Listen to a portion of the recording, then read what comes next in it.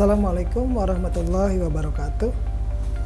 Bersama saya Rizal Gantizar Gifari dari Data dan Informasi Seksi Pendidikan Islam Kementerian Agama Kota Banjar. Pada video kali ini saya akan memberikan penjelasan tentang panduan dari buku panduan digitalisasi madrasah buku panduan digitalisasi madrasah yang dirilis oleh Badan Litbang Kementerian Agama Republik Indonesia. Nah, pada video kali ini saya akan menjelaskan secara detail satu persatu yang ada di buku tersebut, tapi hanya garis besarnya saja, sehingga boleh dibilang ini merupakan rangkuman dari buku panduan digitalisasi madrasah tersebut ya. Oke. Di layar Anda sekarang sudah saya tampilkan screen sharing saya, yaitu slideshow tentang mengimbangi revolusi industri 4.0 dengan upaya digitalisasi pada lembaga pendidikan madrasah. Nah, slideshow ini sengaja saya buat sebagai ikhtisar dari panduan tersebut ya. Nah, untuk judulnya ini mengimbangi revolusi industri 4.0. Nah, mungkin yang menjadi pertanyaan kok bisa sih harus mengimbangi revolusi industri 4.0? Apa sih revolusi industri 4.0 itu sendiri? Oke, saya jelaskan satu persatu ya. Jadi revolusi industri 4.0 itu dimulai dari revolusi industri 0.0. 0.0 itu berarti belum ada revolusi industri ya. Lalu masuk ke 1.0, 2.0, 3.0, dan 4.0. Baik, akan saya ceritakan revolusi industri 0.0 itu adalah masa di mana semua dikerjakan secara manual. Jadi belum menggunakan mesin ya, semua masih manual aja. Nah, setelah itu setelah itu kita masuk ke revolusi industri 1.0. Revolusi industri 1.0 itu merupakan revolusi industri yang ditandai dengan ditemukannya mesin uap oleh James Watt kalau nggak salah ya. Dan mesin uap itu mempermudah kerja manusia yang tadinya manual jadi menggunakan mesin yang bertenaga uap. Jadi ditemukannya tenaga uap atau mesin uap itu mempermudah kinerja manusia. Ya, pekerjaan itu yang tadinya dikerjakan secara manual dikerjakan oleh mesin yang diberi power itu dengan uap. Oke. Nah, setelah itu kita atau manusia memasuki revolusi industri 2.0. Nah, revolusi industri 2.0 ini ditandai dengan adanya listrik. Ya, jadi penemuan listrik. Nikola Tesla ya kalau nggak salah. Nikola Tesla. Jadi setelah ditemukannya listrik dan digunakan oleh mayoritas manusia pada saat itu, maka dunia memasuki era listrik atau bisa disebut dengan revolusi industri 2.0. Nah, jadi si listrik ini menggantikan uap tadi. Jadi yang tadinya mesin itu menggunakan tenaga uap jadi menggunakan tenaga listrik, dan mesin yang bertenaga listrik itu punya kapasitas yang lebih besar dalam hal pengerjaan atau asis yang mempermudah pekerjaan manusia.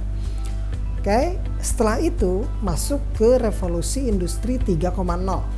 Revolusi industri 3.0 itu ditandai dengan ditemukannya komputer ya, komputer. Jadi setelah ditemukannya komputer dan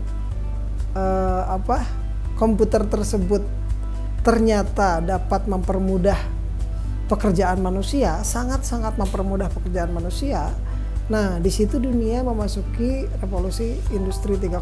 Nah, jadi untuk yang lahir sebelum ya kisaran 80 sampai 90-an itu pasti mengalami revolusi industri 3.0 ini, karena pada saat itulah personal komputer atau komputer pribadi atau komputer yang digunakan secara umum oleh orang-orang itu dirilis ya. Sejarah komputernya agak panjang, jadi nggak akan saya jelasin di sini. Nah, jadi pada saat komputer ditemukan dan ternyata setelah dieksplor itu sangat mempermudah pekerjaan manusia yang tadinya analog aja jadi serba digital di komputer. Itu adalah revolusi industri 3.0. Nah, next kita memasuki revolusi industri 4.0 ya. Revolusi industri 4.0 ini ditandai dengan kemajuan yang pesat di bidang teknologi. Ya, jadi masih komputer, smartphone, terus apa lagi?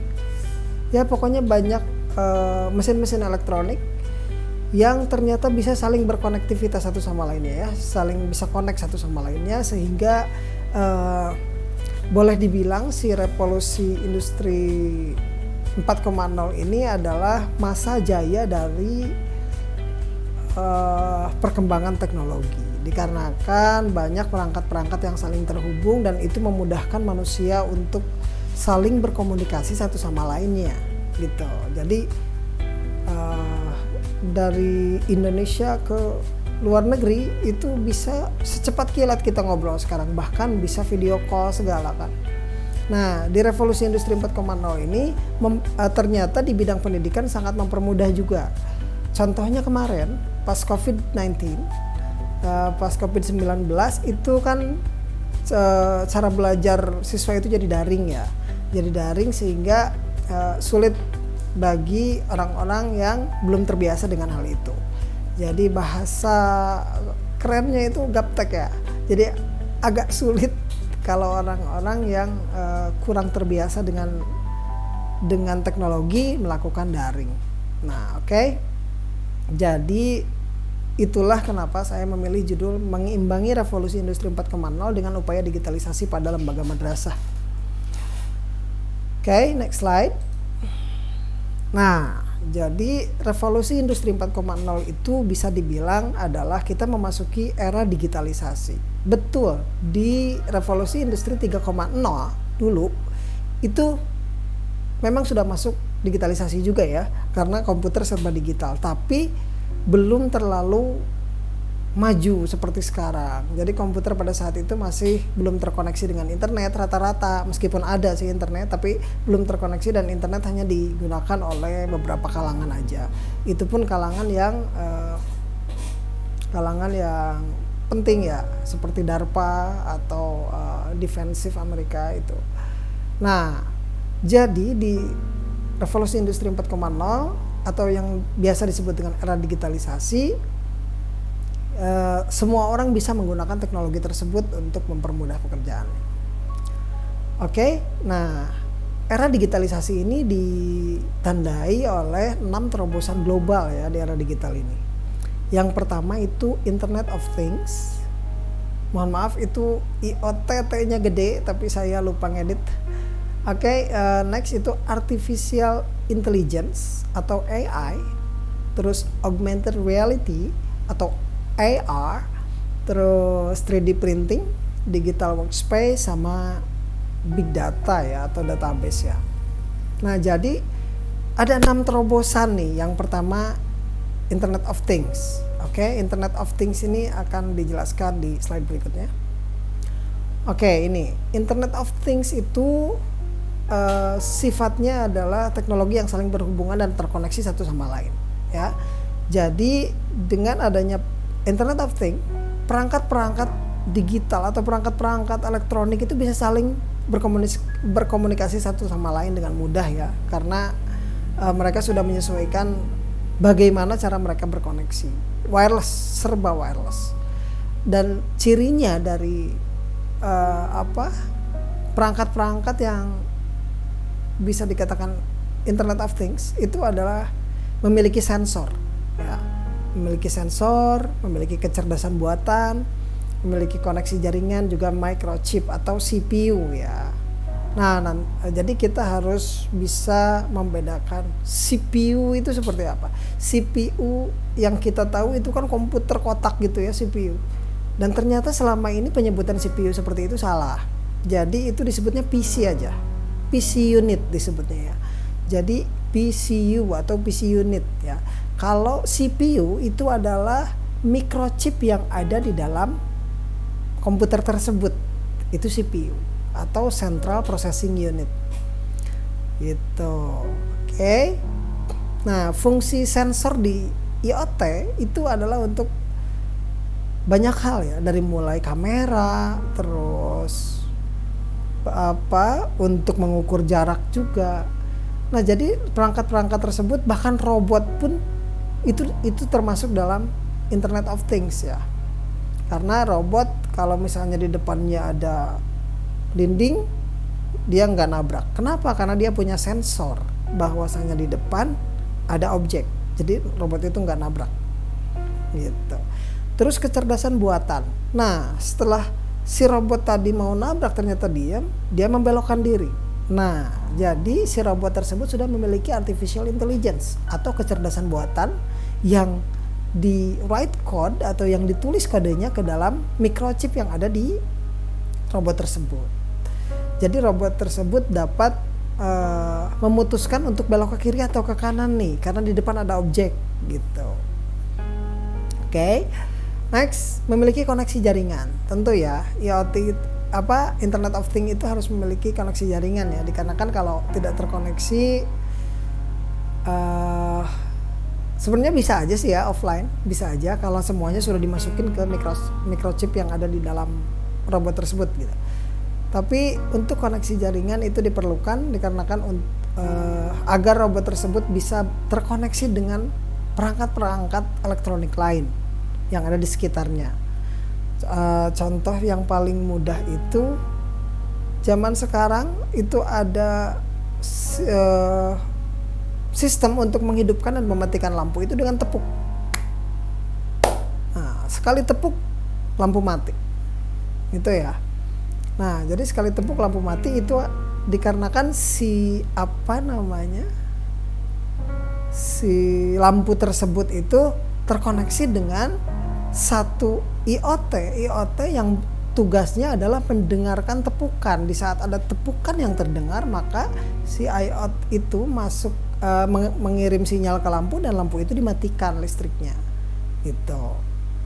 Oke, untuk microchip udah saya jelaskan. So next, artificial intelligence atau kecerdasan buatan. Meskipun memang dalam fiksi kecerdasan buatan itu sepertinya kok bakalan override manusia gitu, jadi menggantikan peran manusia karena komputer udah pada cerdas-cerdas, terus nantinya manusia itu akan habis oleh robot. Nah, nggak seperti itu ya, nggak seperti itu cuma di film fiksi ilmiah aja. Jadi artificial intelligence ini adalah kecerdasan buatan yang dibuat oleh manusia, di kode atau coding sedemikian rupa sehingga si komputer dapat memiliki kecerdasannya sendiri. Contohnya misalnya yang punya iPhone itu kita bisa membuka aplikasi Siri ya. Siri itu asisten virtual kita di HP. Terus kalau misalnya di di Android juga ada ya, jadi banyak lah. Jadi si kecerdasan buatan yang dimiliki Siri tadi itu kita bisa ngajak ngobrol HP kita gitu. Kita ajak ngobrol, Siri rumahnya di mana, bisa ditanya. Terus Siri hobinya apa, dan HP kita itu atau iPhone kita itu bakal menjawab. Nah, itu kenapa bisa seperti itu? Kenapa bisa menjawab sesuai dengan pertanyaan yang diberikan? Karena diberikan kode artificial intelligence di perangkatnya. Begitu. Oke, untuk penjelasan yang tekstualnya silahkan lihat di slide ya. Oh, mohon maaf, slide-nya takutnya nggak kelihatan ya. Oke, ini slide only. Nah, silahkan dibaca. Jadi itulah artificial intelligence atau kecerdasan buatan. Dan ini yang benar-benar sangat di-develop sekarang atau sangat dikembangkan sekarang ya. Oke, next. Augmented reality atau AR. Nah, AR ini adalah satu sistem yang menggabungkan antara dunia real, dunia yang kita jalani sekarang, dengan sesuatu yang virtual. Contohnya lagi, dulu pernah ada Pokemon Go kalau nggak salah ya. Pokemon Go itu game yang ada di Android dan iPhone. Itu kita nyari-nyari Pokemon, dan Pokemon itu hanya kelihatan di HP kita aja. Kita nyari Pokemon aja, hanya kelihatan di HP kita, tapi realnya nggak ada gitu. Nah, itu adalah augmented reality ya. Terus augmented reality ini juga sering digunakan untuk menggabungkan latar yang ada di dunia nyata dengan sesuatu yang diciptakan atau digambar di dunia virtual ya, gitu. Jadi ini adalah metode penggabungan antara something that isn't real into the real world, sesuatu yang tidak nyata ke dunia nyata melalui kamera kita biasanya. Oke. Next. Nah, next ini 3D printing. 3D printing ini udah lumayan agak lama ditemukan sebetulnya. Ya, pokoknya belum lama lah ya. Si 3D printing ini adalah suatu terobosan yang sangat besar. Contohnya gini, di saat kita tahu, kita semua tahu lah kalau printer itu untuk mencetak ya. Printer itu untuk mencetak dokumen. Tapi 3D printing ini dia sama fungsinya dengan printer. Tapi apa yang dia cetak adalah benda. Jadi bukan cuma dokumen kertas yang ada tulisannya, bukan. Dia bisa mencetak casing HP misalnya. Terus dia bisa mencetak patung. Itu di print si patungnya itu. Nah, itu adalah teknologi 3D printing. Dan ini sangat bisa digunakan sebagai bahan untuk memajukan pendidikan tentunya ya, pendidikan dan juga skill teknik ya di bidang 3 dimensi ya, atau modeling 3 dimensi. Jadi setiap madrasah bisa memiliki komputer yang terhubung dengan 3D printer, dan bisa 3D printer itu bisa membuat produk-produk seperti gantungan kunci atau apa yang bisa dijual nantinya gitu. Dan itu dan selain itu juga si siswa-siswa di madrasah tersebut itu akan diberikan pelatihan modeling 3 dimensi, dan itu salah satu life skill juga di dunia digital ya. Oke, next, digital workspace. Digital workspace ini apa sih? Digital workspace itu adalah workspace itu tempat kerja ya, tempat kerja. Digital itu digital. Jadi tempat kerja digital, tempat kerja virtual di web atau di dunia internet, dan kita bisa mengerjakannya dari manapun dan kapanpun. Itu digital workspace ya. Jadi orang-orang dapat bekerja sama bareng-bareng untuk mengerjakan sesuatu, dan tidak usah saling datang satu sama lain, tidak usah saling bertemu. Pekerjaan itu semua ada di digital workspace. Bahkan contohnya kita bisa membuka satu file ya, satu file. Ini kita menjelaskan yang pertama dulu, yaitu di situ ada software produktivitas ya. Ini kita menjelaskan tentang software produktivitas. Nah, misalnya satu file Excel dibuka, di-share, setelah itu setiap orang bisa melihat orang yang lainnya juga yang terkolaborasi di situ, yang sedang mengerjakan file itu bareng-bareng gitu.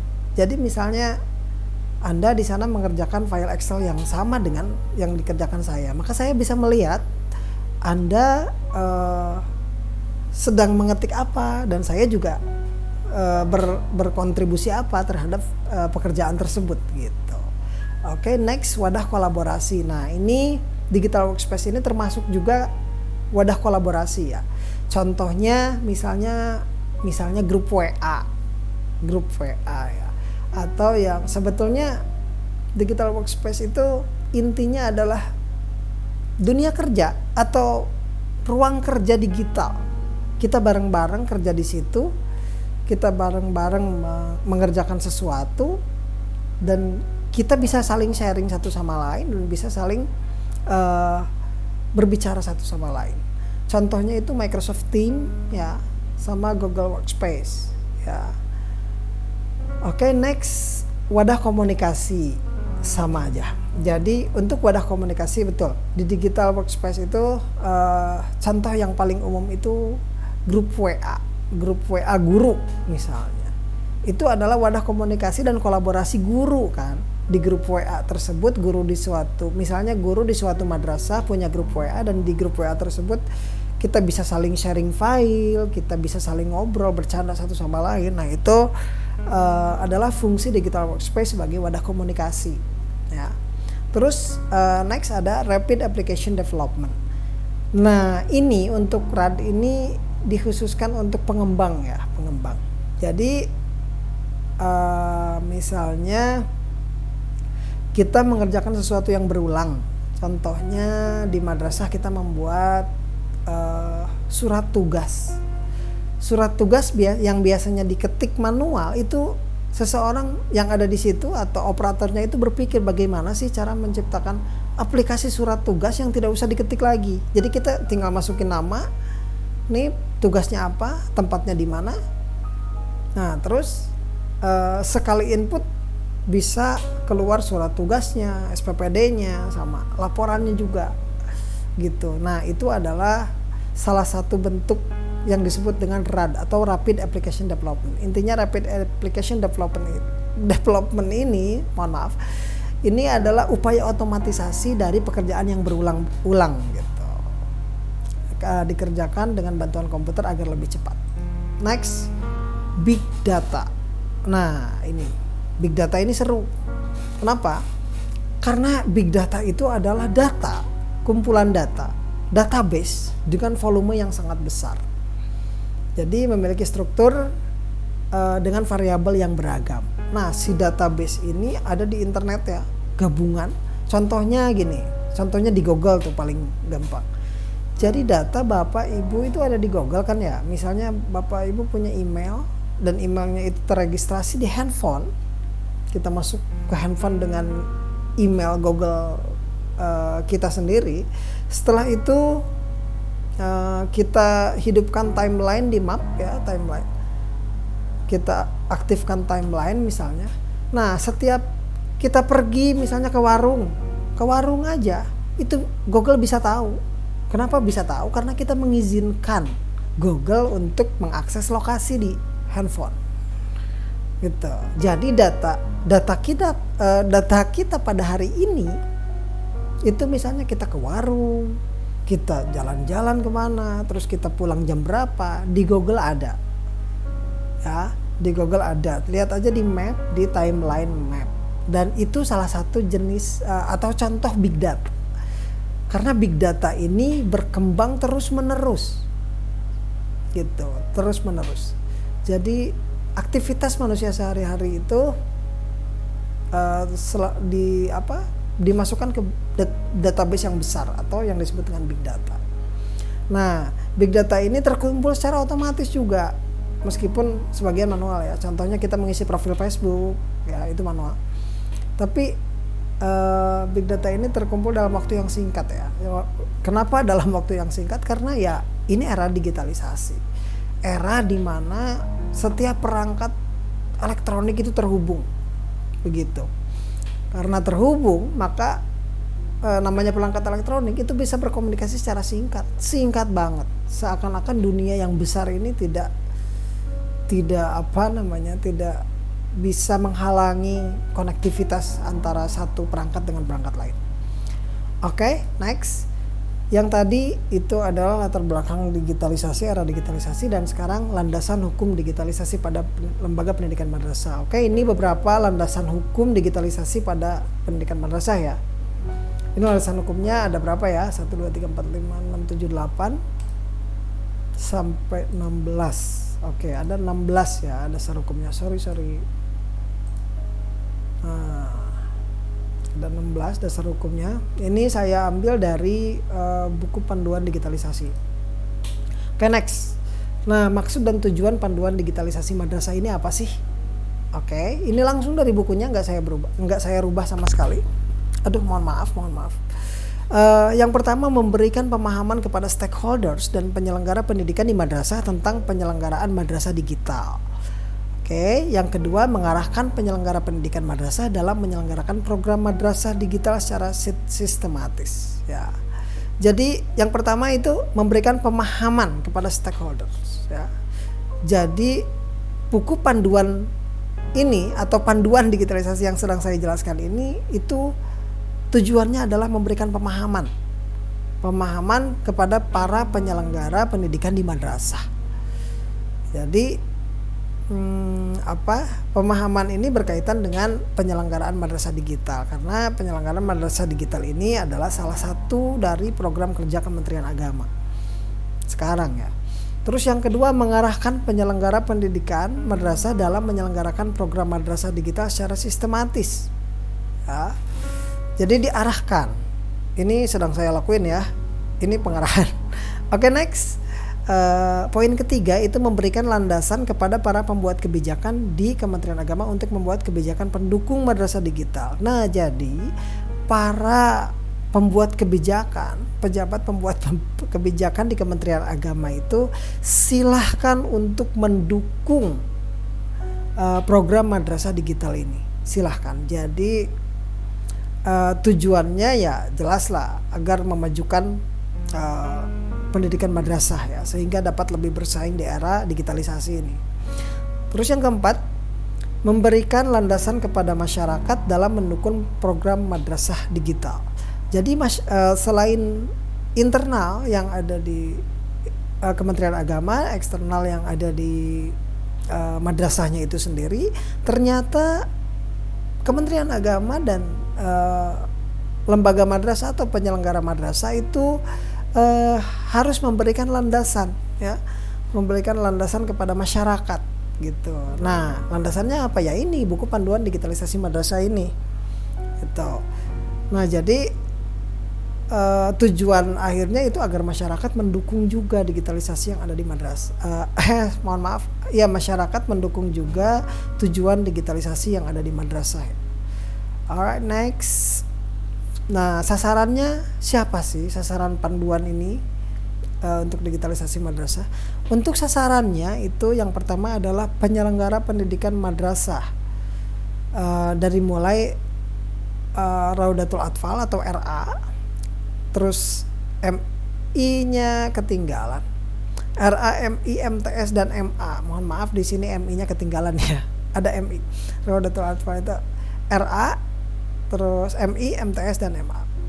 Nah, selain itu sasaran ini ditujukan kepada panduan kebijakan di Kementerian Agama. Ini sebagai panduan kebijakan yang akan dikeluarkan oleh para pemangku kebijakan ya di Kementerian Agama. Terus next, yang ketiga maksudnya masyarakat sebagai pemandu kepentingan. Ya, intinya sasarannya pembuat kebijakan, masyarakat dan penyelenggara pendidikan. Next, ruang lingkup panduan digitalisasi madrasah. Ini ruang lingkupnya di mana aja sih? Nah, jadi ruang lingkup dari panduan ini itu yang pertama di pemahaman mengenai konsep madrasah digital ya. Tentunya dengan diberi judul panduan itu berarti emang fungsinya adalah memberikan pemahaman mengenai konsepnya bagaimana sih madrasah digital. Next, penyelenggaraan madrasah digital. Nah, si panduan ini tentunya akan memandu bagaimana madrasah digital tersebut terselenggara ya. Terus yang ketiga, pengembangan madrasah digital yang disesuaikan dengan para pemangku kepentingan dan institusi pendidikan madrasah yang terkait. Oke, cukup jelas ya. Next, nah ini konsepnya, konsep madrasah digital. Oke, konsep madrasah digital. Aduh, sebentar, saya minum dulu ya. Oke, konsep madrasah digital ini konsep umumnya seperti ini. Ya, itu di sana ada bulat. Ini buletan. Ini masuknya ke TIK, Teknologi Informasi dan Komunikasi. Kenapa sih ini buletannya besar banget ya? Menutupi semuanya. Itu dikarenakan madrasah yang menyelenggarakan digitalisasi madrasah, itu semuanya akan didigitalisasikan, dan memang tujuannya memang semuanya dibuat digital ya, dibuat digital dalam artian menggunakan tools digital yang ada ya. Contohnya di Jawa Timur sudah ada madrasah dan RA yang memiliki yang mendapat penghargaan terselenggaranya digitalisasi madrasah. Mereka menggunakan platform IDN ya untuk itu. Jadi IDN itu adalah satu service, satu jenis layanan yang ada di internet itu yang sangat sangat membantu untuk terselenggaranya madrasah digital, karena di sana dari mulai manajemen biaya, tata kelola, sarpras, PBM, materi ajar, penilaian, dan PTK itu disediakan oleh IDN, disediakan, dan madrasah itu hanya tinggal menggunakannya gitu. Jadi madrasah belajar untuk menggunakan tersebut, menggunakan aplikasi-aplikasi web yang disediakan oleh IDN tersebut. Oke, apa ini ya? Oh, ini visi Madrasah Revolusi Industri 4.0 ya. Oke, next. Tujuan penyelenggaraan madrasah digital. Tujuan penyelenggaraannya itu adalah yang pertama, meningkatkan mutu tata kelola pendidikan madrasah. Oh, jelas. Jadi tata kelola pendidikan madrasah yang tadinya manual atau diketik biasa aja pakai Word, itu udah ketinggalan zaman sekarang. Madrasah yang siap bersaing di revolusi industri 4.0 atau di era digitalisasi global ini adalah madrasah yang mutu tata kelolanya sudah efisien. Efisien itu menggunakan asistensi komputer ya tentunya. Makanya program yang dari IDN tadi itu digunakan oleh madrasah gitu, agar mempermudah pekerjaan-pekerjaan yang ada di madrasah. Oke, 2, mengefektifkan sumber daya yang dimiliki madrasah seperti pemanfaatan teknologi dalam manajemen dan tata kelola madrasah. Jadi manajemen dan tata kelola madrasah itu menggunakan teknologi digital. Oke, terus pemanfaatan jaringan internet dalam kegiatan pembelajaran. Nah loh, jadi madrasah itu sekarang wajib memiliki jaringan internet loh. Kenapa wajib? Dikarenakan dengan adanya dengan terselenggaranya madrasah digital, itu berarti madrasah tersebut siap menggunakan internet sebagai media pembelajaran tentunya ya. Oke, terus next, pengembangan modul dan konten kreatif untuk pembelajaran. Loh kan, konten kreatif bos, konten kreatif. Jadi nanti guru-guru itu bukan cuma ngajar di depan kelas, ceramah aja membosankan seperti itu ya sampai ketiduran. Nah, jadi pengembangan modul pembelajaran itu bisa dibuat konten, dan konten inilah yang digunakan untuk pengajaran ke siswa. Siswa zaman sekarang canggih-canggih loh.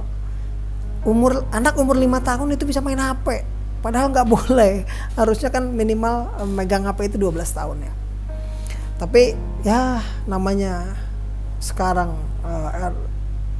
dunia sudah memasuki era digital, jadi ya anak-anak pun sudah pada jago ya sekarang. Nah, jadi karena anak-anaknya sudah jago atau anak didik sudah jago, karena anak didik sudah jago, gurunya juga jangan ketinggalan. Masa anak didik jago bisa buka Google, gurunya gaptek gitu kan? Oke. Next, pelaporan hasil belajar dan progres laporan terkomunikasikan dengan lebih cepat. Oh, jelas. Sekarang satu orang guru dia pas tesnya dia menggunakan Google Form untuk membuat kuis ya. Dan di saat linknya disebar, mahasiswa-mahasiswanya pun mengisi Google Form tersebut ya. Karena sudah ada kuisnya. Dan di saat mengisi itu nggak pakai lama, kita nggak perlu melakukan penilaian secara manual, ya. Karena Google Form sendiri yang akan memberi hasil report atau laporan dari input yang dilakukan oleh siswa ya. Jadi siswa mengerjakan kuis tersebut dan nantinya nilainya otomatis keluar sesuai dengan apa yang sudah kita masukkan value-nya. Misalnya jawaban ini nilainya 5, jawaban ini nilainya 3, jawaban ini nilainya 0. Jadi si siswa yang mengerjakan dari link yang kita sebar itu, di saat siswa memilih jawaban yang benar itu, maka skornya langsung 5. Jadi langsung keluar. Kita nggak perlu repot-repot nilai lagi loh. Oke. Jadi gitu ya untuk poin 2. Untuk poin 3, meningkatkan mutu layanan informasi pendidikan kepada stakeholders sehingga terjadi peningkatan peran serta masyarakat dalam penyelenggaraan pendidikan di madrasah. Oke, jadi layanan informasi pendidikan yang ada di madrasah itu tersebar dengan cepat. Kalau dulu ya, itu pakai mading atau majalah dinding. Kalau sekarang udah enggak. Musim madrasah yang keren itu sekarang kita punya layar yang gede banget, layar gede, dan si layar itu diisi konten atau konten informasi yang perlu disampaikan baik ke masyarakat ataupun ke siswa atau siswi gitu. Jadi udah nggak perlu lagi tuh mading-mading, ganti kertas atau sampai styrofoamnya rusak, itu udah nggak perlu ya. Jadi semua diganti dengan digital, pakai monitor yang gede di dinding gitu. Oke, next. Menyediakan laporan digital sebagai bahan pertimbangan pengambil keputusan. Nah, jadi pengambil keputusan pimpinan ya. Jadi sekarang selama ini madrasah yang belum menggunakan digitalisasi secara penuh itu dia memberikan laporan itu kertas lagi kan, kertas lagi ke kepala madrasahnya. Kepala madrasah ngecek pakai kacamata, gitu kan ya. Jadi manual. Nah, nanti pekerjaan yang perlu dicek oleh kepala madrasah atau pengambil keputusan itu udah nggak perlu lagi tuh pakai yang manual kayak gitu, udah nggak perlu. Jadi si kepala madrasah nanti diberikan laporan dalam bentuk digital, nggak usah datang, nggak usah ketemu. Jadi misalnya saya guru yang akan, atau saya di TU yang akan memberikan laporan tata kelola, mohon maaf, memberikan laporan yang hal-hal yang perlu dilaporkan gitu ya ke kepala madrasah itu. Saya tinggal kirim lewat WA gitu. Dan nanti si kepala madrasahnya itu buka lagi lewat WA. Oh, keren. Kalau ada yang salah langsung ngomong kan. Simple, nggak usah ketemu. Jarak jauh pun nggak jadi masalah di era digitalisasi ini ya. Oke, next. Meningkatan literasi digital peserta didik, pendidik, dan tenaga pendidikan, dan juga masyarakat ya. Nah, jadi literasi digital itu apa sih? Literasi digital itu adalah penggunaan perangkat digital atau pembelajaran tentang penggunaan perangkat digital. Jadi nanti literasi digital ini salah satu upaya agar orang-orang itu nggak gaptek gitu. Jadi misalnya satu orang guru yang biasanya bener-bener gaptek banget, nah dengan adanya digitalisasi madrasah ini guru-guru tersebut akan dilatih sehingga literasi digitalnya semakin bertambah, sehingga guru tersebut udah nggak gaptek lagi. Oke, next, meningkatkan akses peserta didik terhadap informasi digital. Nah, jadi peserta didik pun dapat memanfaatkannya. Contohnya misalnya untuk mendownload silabus atau untuk mendownload informasi-informasi yang memang dikhususkan untuk siswa gitu. Jadi intinya peserta didik memiliki akses ya ke informasi-informasi yang diperlukan dan memang vital terhadap peserta didik itu sendiri.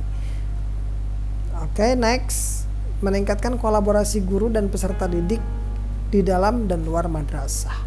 Nah, jadi betul literasi digital, era digitalisasi ini memang mempermudah orang ya, mau dekat mau jauh, orang tersebut bisa saling berkomunikasi tanpa ada hambatan. Jadi sama aja, kolaborasi guru yang biasanya guru itu hanya berkolaborasi di dalam lingkungan madrasah. Nah, nantinya kalau sudah madrasah tersebut sudah masuk ke digitalisasi, era digitalisasi, itu gurunya itu dapat saling berkomunikasi dengan lancar dan mempergunakan segala jenis segala jenis fasilitas digitalisasi yang ada, fasilitas digital yang ada gitu. Contohnya ya IDN tadi. Untuk IDN sendiri silahkan informasinya bisa dicek di webnya sendiri ya. Cari aja IDN di web, itu keluar. Oke, next slide. Nah, ini target penyelenggaraan madrasah digital. Targetnya itu adalah RA, MI, MTS, dan MA. Jadi diharapkan di RA, MI, di lembaga RA, MI, MTS, dan MA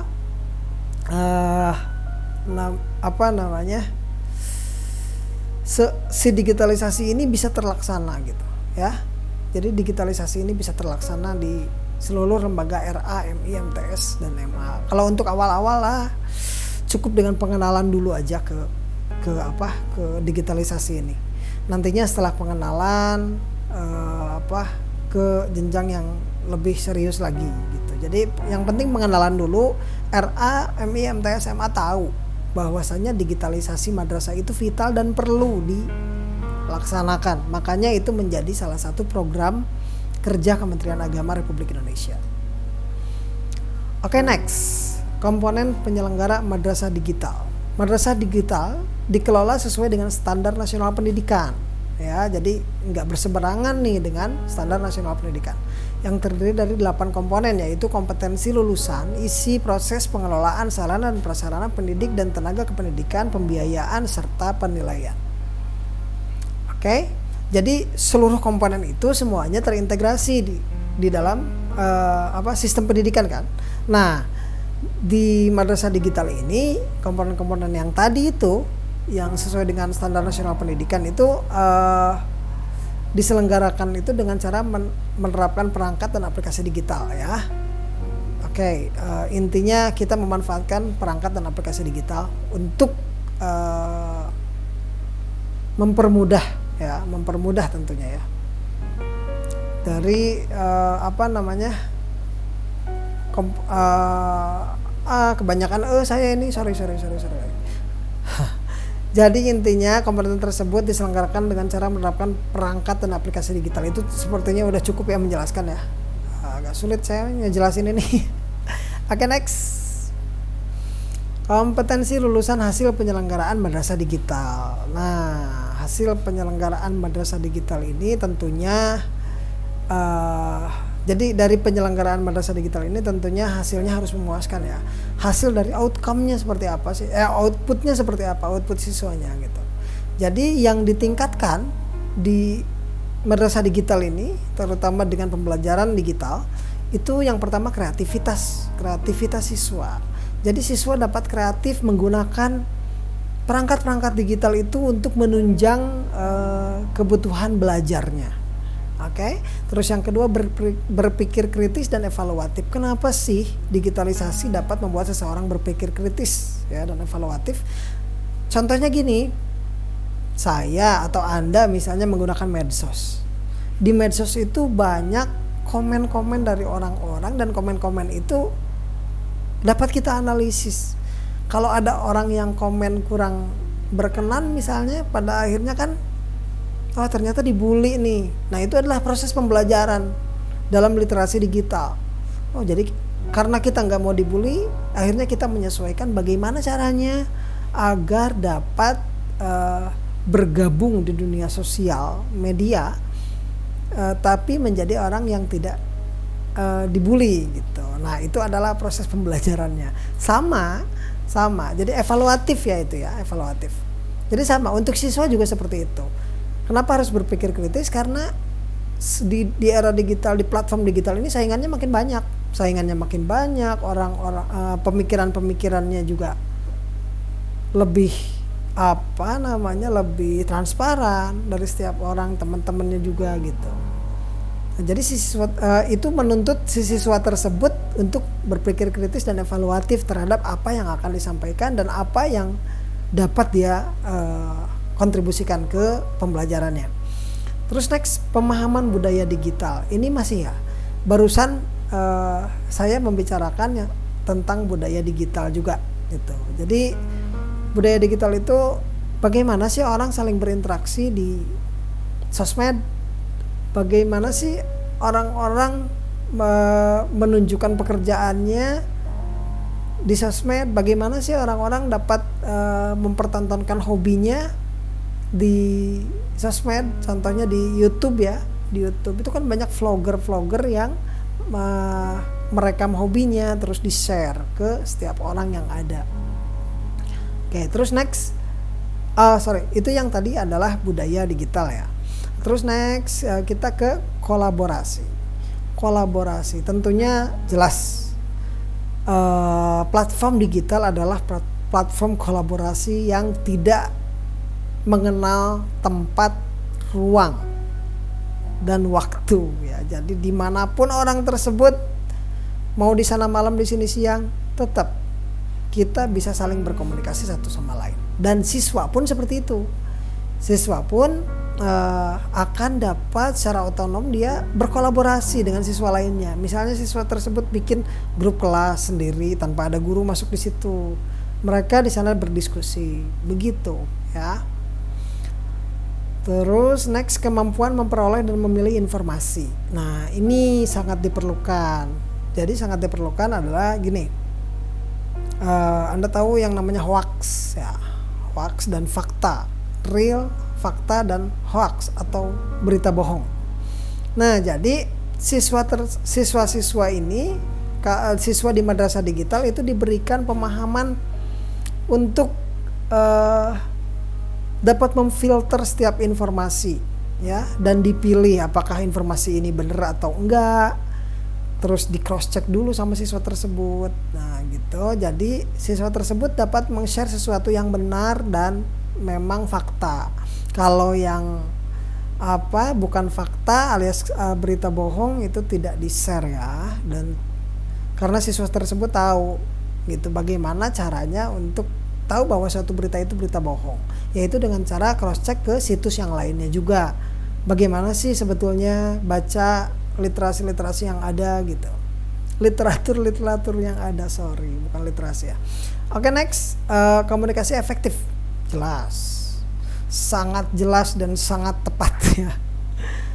Ini komunikasi efektif ini singkat, padat dan jelas ya. Itu memang salah satu tujuan digitalisasi itu adalah komunikasi yang efektif ya, antara satu individu dengan individu lain.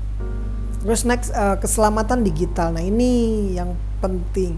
Jadi dengan adanya digitalisasi di madrasah, maka kesiswanya pun akan diberikan pemahaman bagaimana cara selamat berselancar di dunia maya, bagaimana cara selamat di sosmed ya.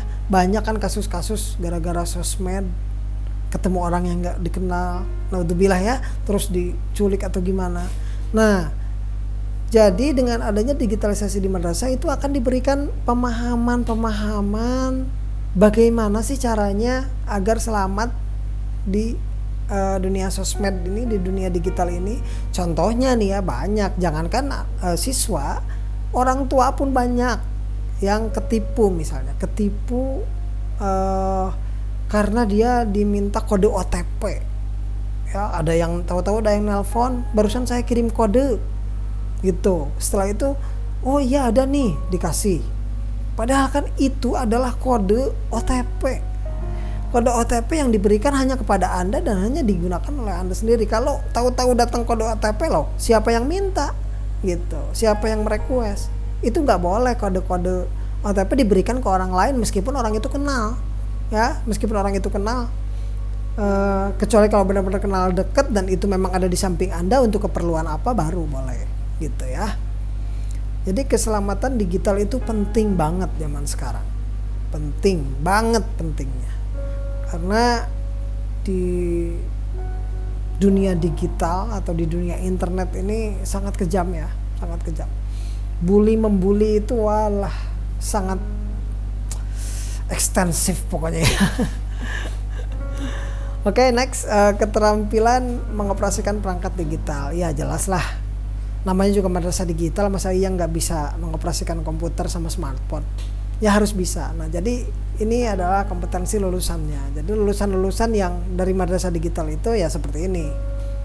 Orang-orangnya kreatif, berpikir kritis, evaluatif, pemahaman budaya, dia memiliki pemahaman budaya digital juga, dia tahu budayanya seperti apa.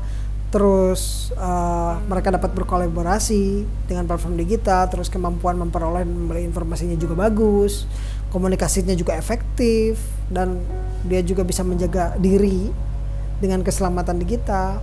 Lalu terakhir dia terampil juga menggunakan perangkat-perangkat yang berhubungan dengan sesuatu yang digital, ya. Next. Nah, isi pembelajaran pada penyelenggaraan madrasah digital.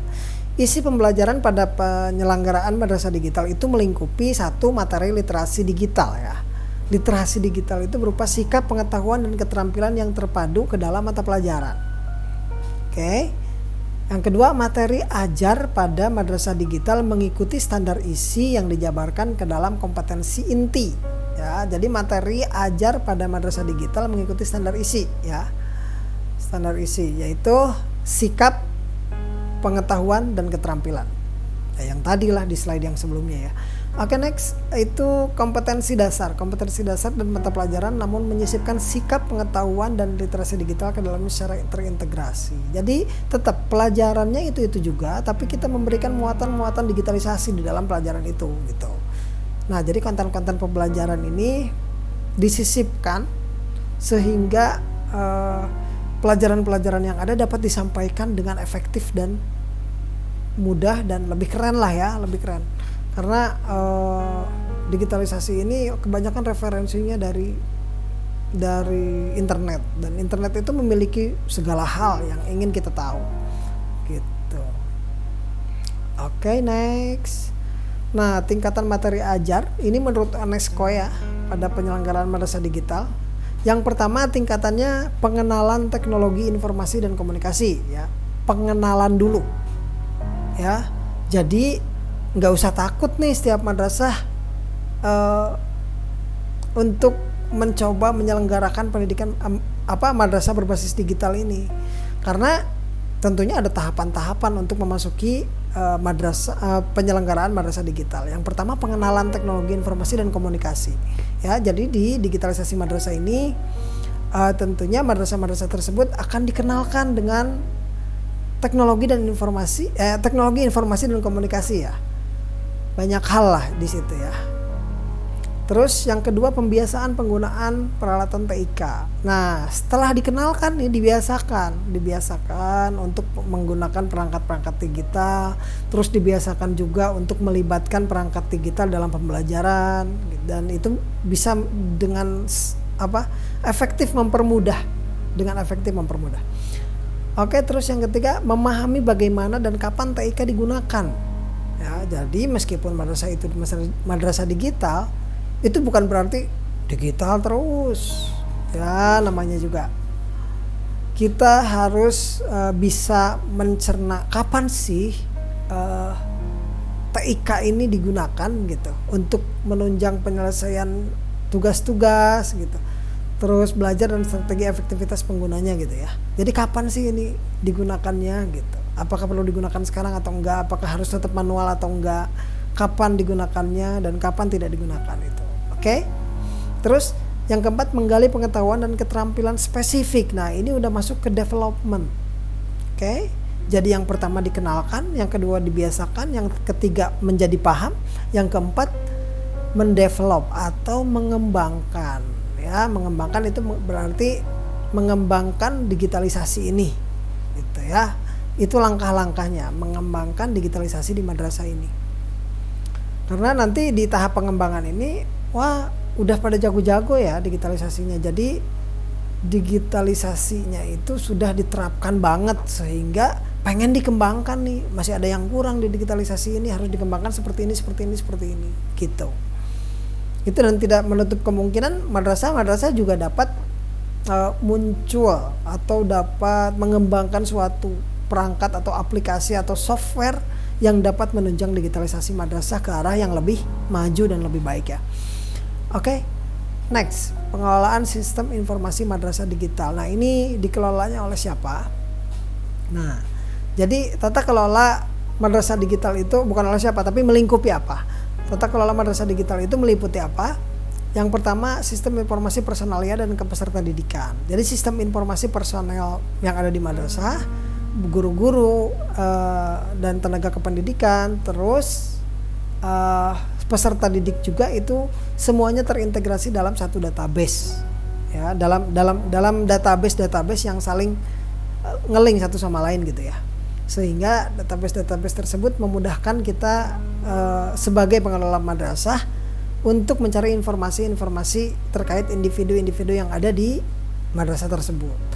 Oke, yang kedua, sistem informasi akademik. Sistem informasi akademik pun ditunjang dengan adanya aplikasi yang menunjang hal tersebut bisa terjadi ya.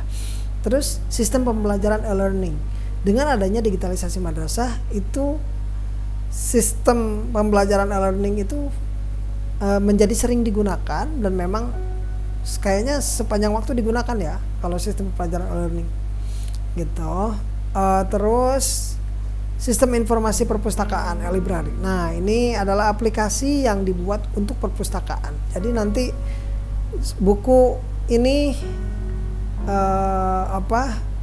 misalnya salah satu siswa meminjam buku dari perpustakaan, itu gampang, nggak usah dicatat manual, nggak usah kayak dulu, nggak usah, tapi langsung tit pakai barcode ya, pakai barcode akhirnya bisa terdeteksi atau bisa terlihat daftar mana buku yang dipinjam dan mana yang sudah dikembalikan atau mana yang sudah terlambat begitu. Terus selain itu juga informasi buku-buku tersebut kan diinput dulu tuh, setelah diinput nantinya bisa kelihatan, atau bahkan tidak usah diinput pun sudah ada di database apa ya namanya, ISBN apa saya lupa, pokoknya buku-buku tersebut sudah ada, pas ditit keluar judulnya apa, penulisnya siapa, penerbitnya siapa, diterbitkan di mana, tahun berapa, itu keluar.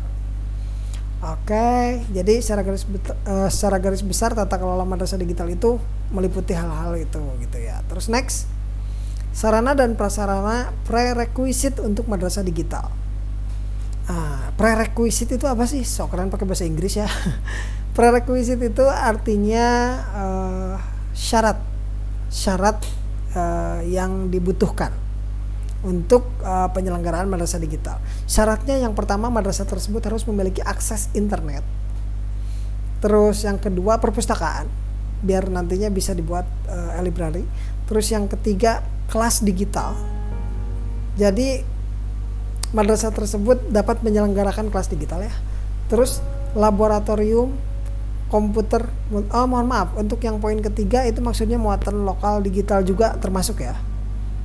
Jadi muatan lokal tentang digitalisasi juga masuk. Terus yang keempat, laboratorium komputer. Ya, laboratorium komputer ini atau multimedia ini untuk menunjang kelas digital tentunya. Oke. Terus peserta didik pada madrasah digital harus memiliki perangkat tablet atau smartphone atau laptop atau komputer. Ini rata-rata anak didik sekarang punya handphone ya. Anak didik sekarang punya handphone, rata-rata punya laptop sendiri gitu. Silahkan itu untuk dipergunakan dan dipergunakannya untuk menunjang digitalisasi. Dan itu untuk kebutuhan mereka sendiri. Atau bagi madrasah yang sudah memiliki fasilitas-fasilitas tersebut, itu silakan fasilitas tersebut digunakan untuk fasilitas siswanya dalam pembelajaran secara digital ya.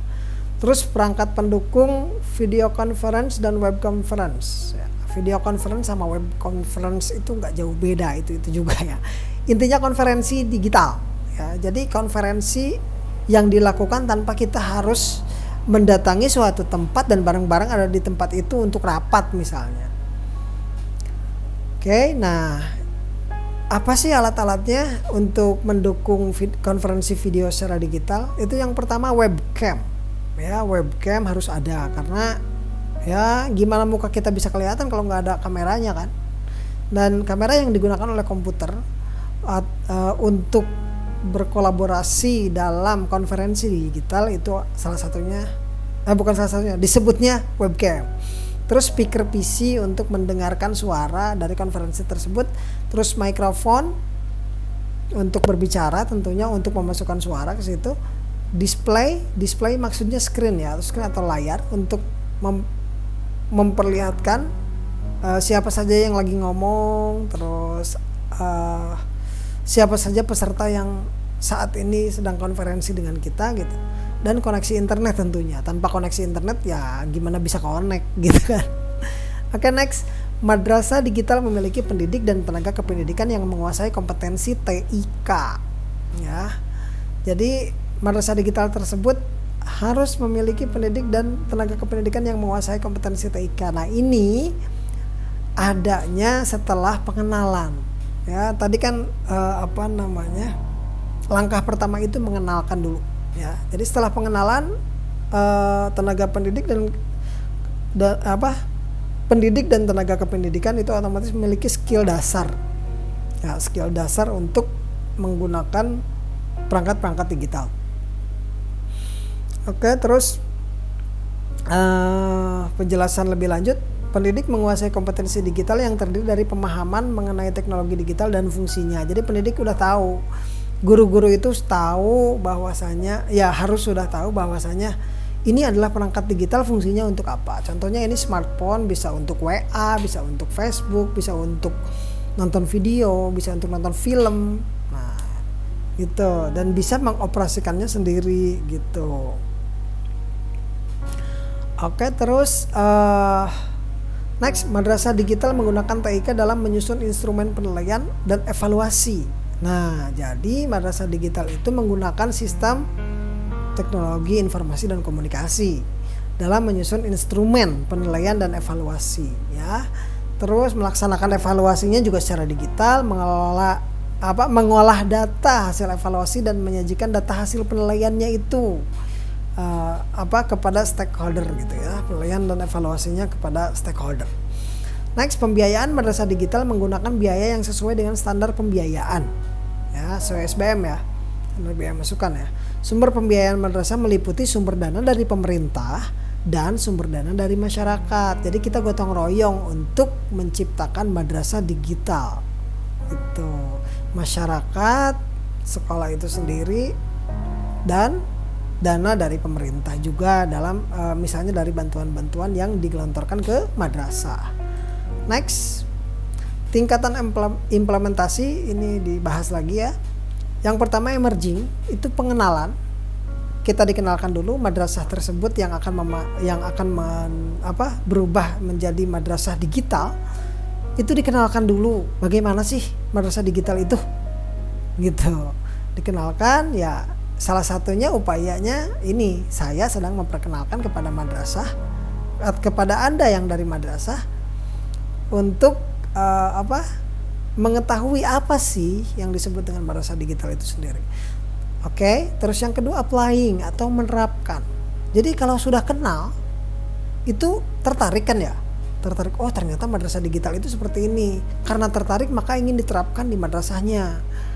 Gitu. Jadi diterapkan, setelah diterapkan karena kita sudah tahu, sudah dikenalkan dan diterapkan, baru diintegrasikan bagaimana sih ini cara mengintegrasikan digitalisasi ini secara penuh ke dalam sistem tata kelola madrasah termasuk pembelajarannya juga. Nah, akhirnya setelah terintegrasi penuh maka itu sudah masuk ke tahap transformasi atau madrasah yang sudah berubah dari madrasah yang konvensional ke madrasah yang digital. Madrasah manual konvensional ke madrasah yang digital. Oke, next.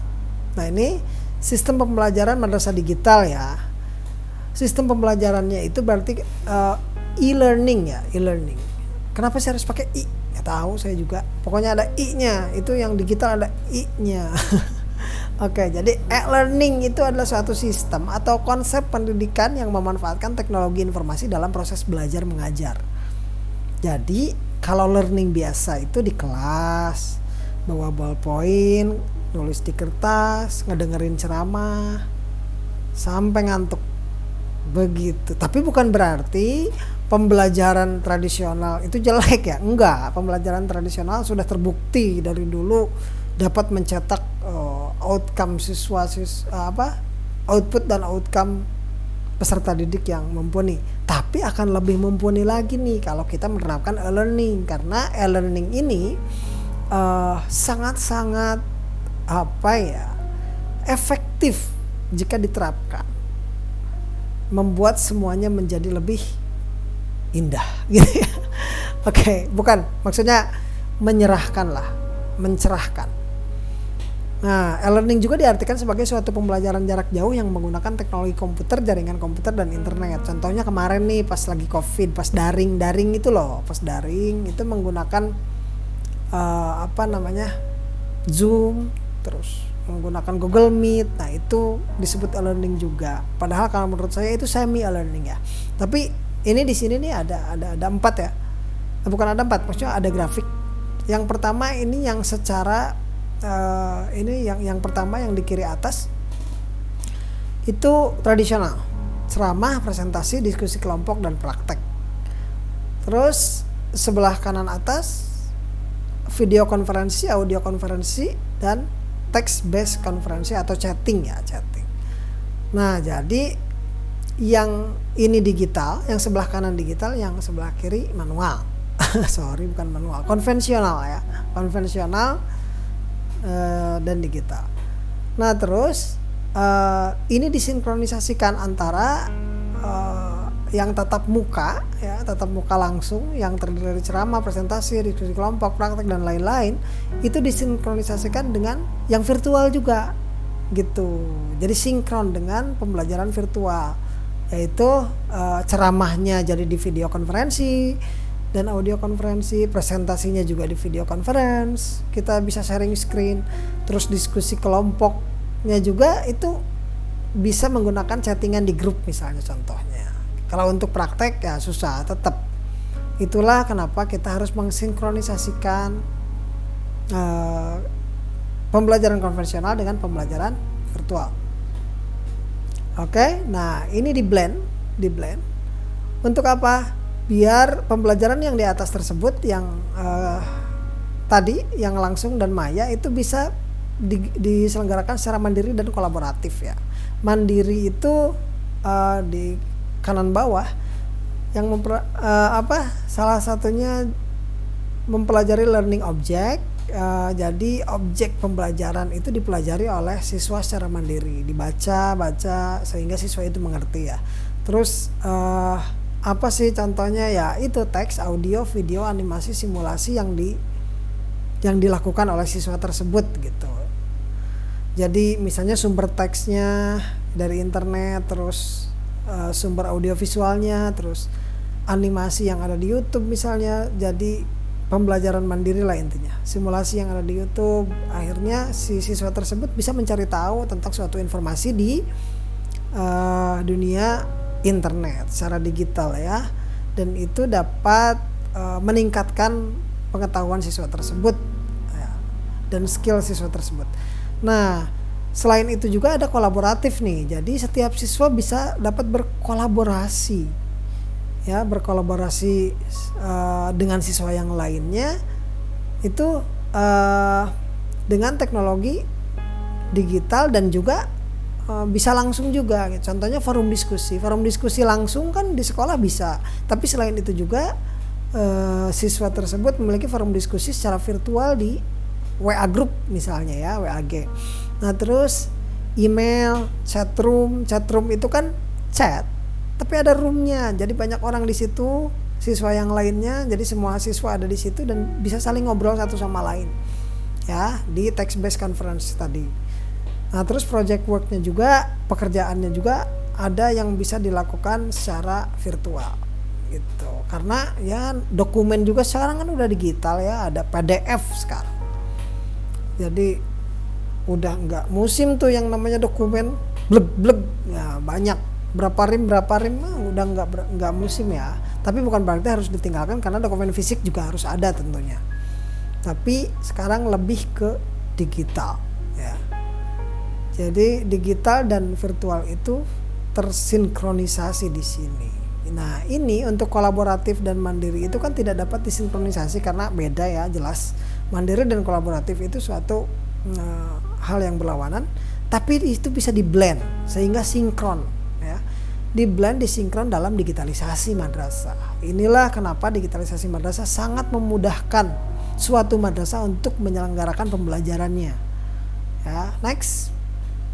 Bentuk e-learning pada madrasah digital itu yang pertama, computer based learning, pembelajaran berbasis komputer. Ya, pembelajaran berbasis komputer atau pembelajaran yang menggunakan komputer. Nah, terus web based learning. Nah, ini pembelajaran berbasis web. Pembelajarannya jadi si siswa-siswa itu membuka web, membuka suatu web sehingga di sana dapat melihat materi yang disajikan, dapat mengecek materi yang disajikan gitu ya. Terus selain itu juga dapat melakukan hal-hal yang tadi, misalnya kolaboratif gitu, terus belajar bareng lah, terus chattingan atau apa. Nah, itu pembelajarannya berbasis web. Nah, terus virtual education, pendidikan secara virtual. Pendidikan secara virtual itu ya contohnya yang tadi video conference. Video conference itu pendidikan secara virtual. Meskipun virtual, misalnya guru, ayo sekarang Zoom meeting. Terus guru menyediakan konten dan sharing screen komputernya. Nah, jadi si konten itu misalnya guru sudah membuat video nih, video konten. Nah, guru itu udah tidak usah mengajar lagi, dan video itu silahkan dipelajari oleh siswa yang ada di diskusi video conference tersebut gitu. Terus digital collaboration atau kolaborasi digital. Nah, jadi siswa dan guru bisa bersama-sama berkolaborasi di dalam suatu platform komunikasi dan kolaborasi digital. Contohnya ya tadi Google Workspace, Microsoft Workspace gitu. Oke, next. Fungsi e-learning pada madrasah digital. Fungsinya apa sih? Nah, fungsi penerapan e-learning Fungsi penerapan e-learning itu yang pertama fungsi suplemen atau tambahan. Jadi tetap pembelajaran ke sekolah datang dan tatap muka itu penting, tapi ada suplemennya, yaitu tambahannya. Jadi jika peserta didik diberikan kebebasan memilih apakah akan memanfaatkan materi e-learning atau tidak gitu. Jadi kita bisa memberikan dulu sebagai guru, kita bisa memberikan dulu pilihan, mau e-learning, mau enggak, mau manual aja belajarnya, atau mau digital gitu. Bukan digital ya, tapi e-learning gitu. Terus fungsi komplement atau fungsi pelengkap. Ya, fungsi tambahan itu kan sama ya dengan fungsi pelengkap. Yaitu jika materi e-learning diprogramkan untuk materi pembelajaran yang diterima peserta didik dalam kelas. Oke, berarti fungsi komplement ini contohnya ya sama aja sih. Sama aja, nggak ada bedanya. Jadi materi-materi e-learning itu digunakan untuk melengkapi materi yang ada dalam kelas. Misalnya contohnya guru di dalam kelas menyediakan video yang dapat memberikan penjelasan yang lebih rinci akan materi yang sedang diajarkannya di hari tersebut. Itu contohnya ya. Terus 3 fungsi substitusi atau pengganti, yaitu jika kelas e-learning menjadi kelas virtual sehingga peserta didik dapat secara fleksibel mengelola kegiatan pembelajaran sesuai dengan waktu dan aktivitas lain sehari-hari. Nah, ini e-learning sebagai fungsi substitusi. Jadi kalau misalnya gurunya misalnya sedang keluar kota, guru tetap bisa mensubstitusi kegiatan belajarnya hari itu, kegiatan belajar mengajarnya hari itu. Jadi meskipun guru di luar kota, kalau zaman dulu kan udah nggak bisa tuh yang namanya ngasih materi dan pembelajaran. Kalau sekarang bisa, gurunya di luar kota, dia membuat link Zoom meeting terus atau Google Meet, terus seluruh siswa diberikan linknya, silahkan untuk bergabung dan di sana ada digital kolaboratif ya, digital communication, digital kolaboratif dalam bentuk video conference. Oke, next. Desain instruksional e-learning pada madrasah digital. Nah, ini desain instruksional ini kok kayak ini ya. Kayak Kaizen ya. Oh, bukan, beda. Ini EDI model. Yang pertama analisa. Dianalisis dulu nih. Apa sih yang bisa dirubah ke e-learning gitu. Yang tadinya dari manual, yang tadinya secara manual tapi bisa dirubah ke e-learning. Dianalisa dulu penerapannya seperti apa juga di kelas nantinya gitu. Nah, setelah dianalisa si e-learning ini lalu didesain sedemikian rupa sehingga dapat diaplikasikan ya di kelas. Setelah diaplikasikan baru setelah didesain baru di-develop atau dikembangkan dulu, dikembangkan nih jadi tidak terlalu sempit nih desain yang tadi, lalu diimplementasikan ke siswa-siswa agar siswa-siswa tersebut dapat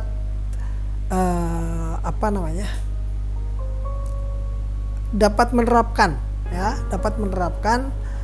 materi e-learning tadi itu yang sudah dianalisis, desain dan dikembangkan.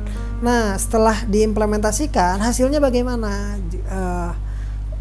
Itu perlu dievaluasi ya. Makanya di sini ada evaluate atau mengevaluasi hasil dari implementasi e-learning di kelas gitu ya. Maksudnya kepada siswa atau peserta didik. Next. Perangkat e-learning pada madrasah digital. Nah, kalau perangkatnya itu infrastrukturnya seperti ini. Yang pertama server. Madrasah itu harus memiliki server ya. Tapi rata-rata udah punya kan ya untuk UNBK ya. Tapi intinya madrasah harus memiliki server, komputer server atau PC server. Terus harus memiliki klien juga, PC klien juga gitu. Terus madrasah tersebut harus memiliki jaringan network, jaringan LAN, jaringan internet ya. Nah, maksudnya jaringan yang ada di lokal madrasah tersebut dan itu harus terkoneksi dengan internet. Itu ada di poin 4 ya, koneksi internet. Terus harus memiliki router atau mikrotik. Itu adalah untuk membantu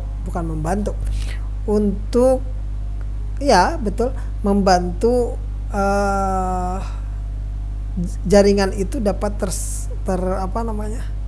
dapat dibuat dengan baik gitulah. Itu intinya ya. Jadi dengan router kita bisa menentukan komputer di lab dapat mengakses data apa. Nah, terus dengan router sendiri kita dapat memperpanjang lagi jalur wifi misalnya yang tadinya hanya di ruang depan aja bisa sampai belakang, itu dengan router ya atau mikrotik ya. Terus next, wireless access point ya. Nah, ini sama dengan router tapi ini access pointnya yang ada di router tersebut, router wifi ya, router yang bisa memiliki access point wifi. Jadi dengan adanya wireless access point, setiap siswa ataupun guru dapat terkoneksi si perangkat digitalnya secara wireless menggunakan wifi gitu ya.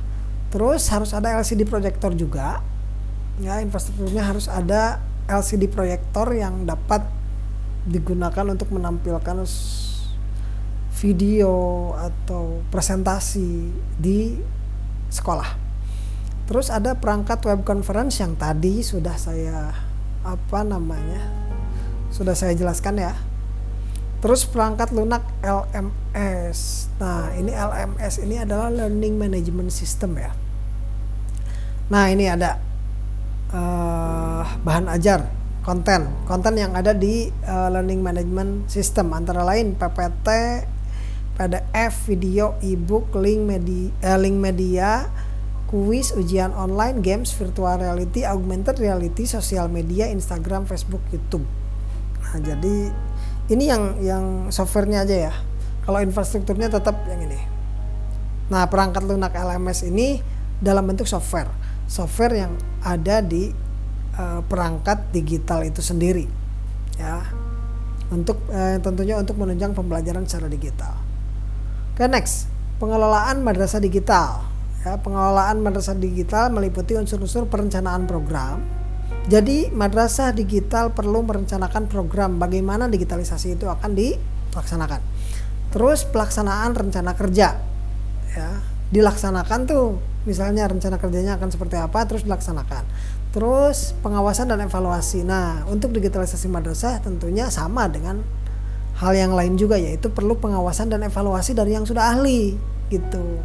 Pengawasan dan evaluasi dari yang sudah tahu bagaimana digitalisasi madrasah tersebut diselenggarakan. Nah, terus kepemimpinan madrasah dan sistem informasi manajemen. Nah, jadi kepemimpinan madrasah dan sistem informasi manajemen juga itu termasuk ke dalam unsur yang dikelola oleh madrasah digital ini, gitu ya. Nah, visi teknologi digital, pola pikir berteknologi digital, perangkat digital, dan materi kurikulum bermuatan literasi digital menjadi unsur landasan dalam unsur-unsur pengelolaan tersebut. Oke, next. Kesimpulannya, jadi program madrasah digital ini memang diperlukan. Terus selain diperlukan juga sangat-sangat efektif ya dalam memajukan output siswa dan bahkan memajukan mutu pendidikan yang ada pada lembaga tersebut. Nah, implementasi penyelenggaraan madrasah digital itu diperlukan komitmen, dukungan, partisipasi, dan pendanaan dari berbagai pihak ya, dimulai dari kepala madrasah sebagai top leader. Itu jangan setengah hati, silahkan all in untuk terselenggaranya madrasah digital ini gitu. Jadi kepala madrasah, pendidik, tenaga kependidikan, peserta didik, dan komite madrasah serta Kementerian Agama baik pusat maupun daerah itu semuanya harus mendukung di program madrasah digital ini sehingga madrasah go digital. Madrasah go digital itu akan dapat terlaksana dengan baik ya. Oke. Terima kasih, sekian yang dapat saya sampaikan. Semoga video ini meskipun saya rasa agak panjang sedikit dan agak kemana-mana, tapi semoga video ini bermanfaat baik untuk madrasah ataupun untuk pemangku kebijakan yang ada di Kementerian Agama juga dan yang ada di madrasah juga. Dan juga semoga video ini dapat membantu masyarakat untuk mengetahui dan memahami bagaimana digitalisasi madrasah dapat sangat membantu proses pembelajaran dan proses tata kelola yang ada di madrasah. Baik, sekian. Assalamualaikum warahmatullahi wabarakatuh.